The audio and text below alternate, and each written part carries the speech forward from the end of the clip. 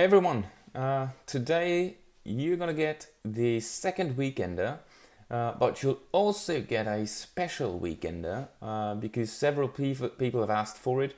Because I've been reading a book lately that they are interested in, which is called The Loop Approach by Sebastian and Ben Hughes. So, what I'm gonna do is quickly summarize my takeaways from the book and then basically give a recommendation for whom I think this book would prove valuable. So, starting with the loop approach itself, um, it is built upon the loop mindset, comprising 12 elements. Most of those you should be familiar with, I guess.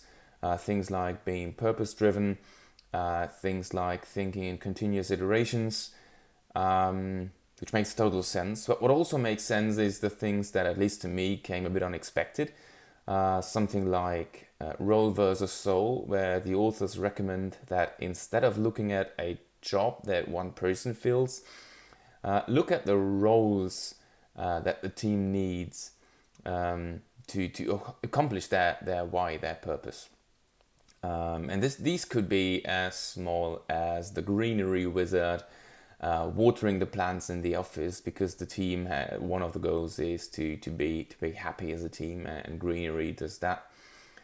So this is one thing that came unexpected for me, but makes total sense.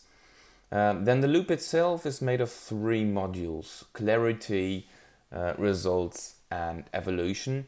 The clarity module is about finding the team's purpose, the team's why, identifying and uncovering the skills that everyone has and the things that they excel in, and talking about the roles that the teams need. As said before, this can be really, really small, and one person, of course, can then have multiple roles. The results element, the results module, is about introducing the concept of tensions. And a tension basically is, in the wording that the authors use, anything where the status quo could be improved. And they introduce how to work with tensions, how to resolve them, how to effectively make decisions as a team, and how to do effective meetings. So basically putting it into action. And then the third module, evolution, I think you could see as some sort of a meta module, as it will enable the team to self-improve, to self-transform over time. It's about non-violent communication. It's about giving and receiving feedback.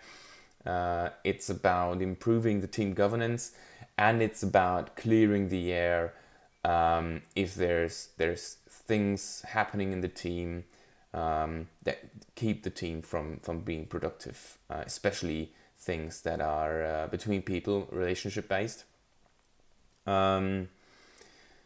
So what I would say is that this is an approach that comprises many things that the experienced coaches out there will know, many methodologies and methods that they've already used. What's new about this, from my point of view, is the comprehensiveness of the approach and the applicability of the approach. Like, we can look at one thing they've added, which is basically how to scale the approach in a large organization, right? So they recommend do a loop with one team that actually works together, serving a shared goal, a shared purpose. And then scaling it, they recommend set up different streams to support that. For example, a leadership loop or a stakeholder management stream, which makes total sense. So from my point of view, how it's made up, how the pieces are put together, this is a book or a methodology that even an experienced coach and facilitator will take some inspiration from. But most importantly, those people who have worked in classical change management, who are looking to up their game when looking at large-scale transformation, they will greatly benefit from reading this book and take a lot of inspiration from this.